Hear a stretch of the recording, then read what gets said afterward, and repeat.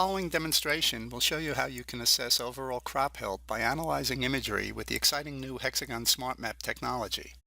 Today I'm going to talk about a number of smart maps that evaluate vegetation to show you how you can use them to evaluate crop health. As you may already know, smart maps run in the cloud.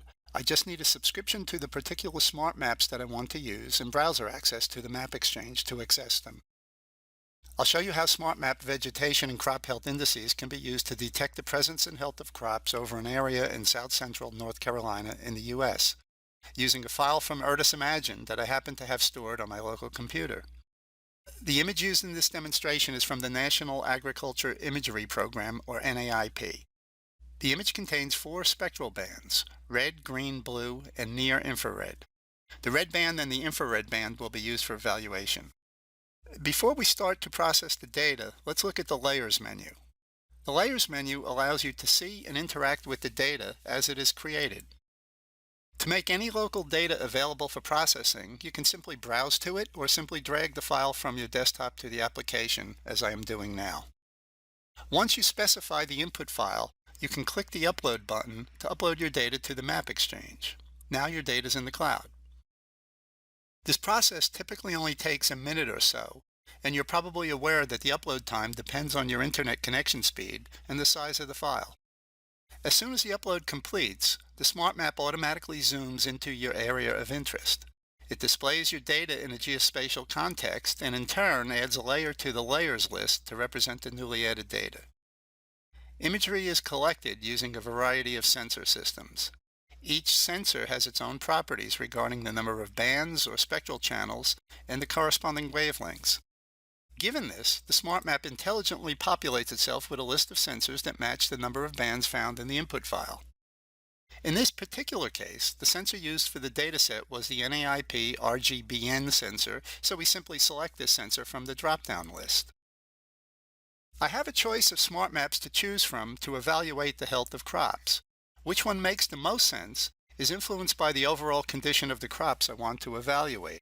For instance, if I have very leafy overlapping foliage, the Vegetation Health Index is more suited to performing the analysis. If it's early in the growing season and I have a lot of soil showing through, it may affect my results with the Vegetation Health Index. In that case, I can use the Standard Crop Health Index, which has a built-in compensation for soil presence to account for any soil effects. If I have large swaths of soil or varying soils, the Advanced Crop Health Index will self-adjust and provide a bit more accuracy than the Standard Crop Health Index. For today's demonstration, I have chosen the Advanced Crop Health Index. And taking it a bit further, if my crops are slender and tall, still with soil presence, but casting shadows, there's a map for that too, the Tall Crop Health Index. This may sound like a lot to think about, but let me put you at ease. In many cases, just one of the smart maps may be all that you need for a good overall view of crop health. However, if you're looking to be more precise, you can take advantage of the other smart maps I have mentioned. The fact that smart maps are cloud-based and subscription services make it easy to take out an additional subscription if needed, and you can do so on the spot. Over the course of a growing season, you may find that you need to deploy 2 or 3 of the indices for optimal results. Color schemes assist you in the visualization of the results. Since we are looking for crop vegetation health here, the spectrum color sequence works well. With this color scheme, the dark indigo and blue areas will represent areas that are void of vegetation. Green to yellow areas will denote areas with sparse vegetation, while the orange through red areas will represent good health through to excellent crop health areas. All that's left to do is specify a preferred output file format for the results. In this particular case, the GeoTIFF file format is used since it can be used in a wide range of software applications. And finally, you choose a name for the file. With all of the parameters set, we can now generate the Advanced Crop Health Index.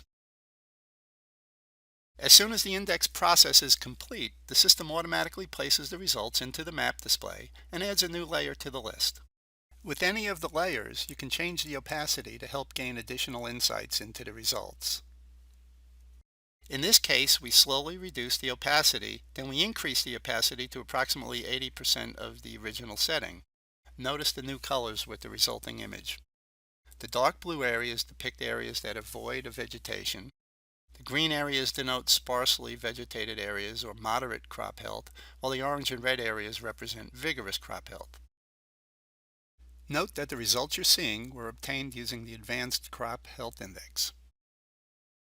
Simply click the download button found beside the layer name to download the result to your computer. You can also leave your results in the cloud for comparison the next time you evaluate the health of your crops. Notice that as soon as the download button is clicked, a graphic representation of this action is placed in the lower left corner of the application. Since smart maps are web-based applications, you can perform multiple tasks in parallel. With the download of the first analysis already in progress, let's run a second analytical pass, but this time let's use the brown to green color sequence to depict the results. This color scheme will show crop health in a sequence of colors that range from brown for no crop vegetation to green for vigorous crop vegetation. The process starts when the Go button is clicked, and when the processing completes, the system automatically places the result into the map window and adds a new layer to reflect the options you chose.